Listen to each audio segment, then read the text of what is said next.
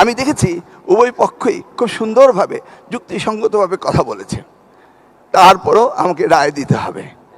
সেই জাজমেন্ট আমি উভয় দলকেই বিজয়ী বলবো।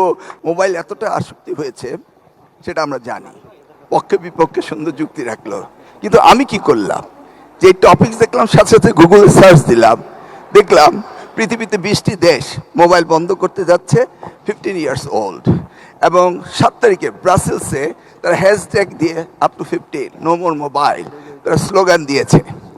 আমি সেই জাজমেন্ট থেকে জাজমেন্ট দিতে চাচ্ছি না, আমি তাদের বিতর্কে তারা কীরকমভাবে অংশগ্রহণ করলো, তত্ত্ব উপাত্ত কীভাবে দিল, সেটি আমার দেখার বিষয় ছিল।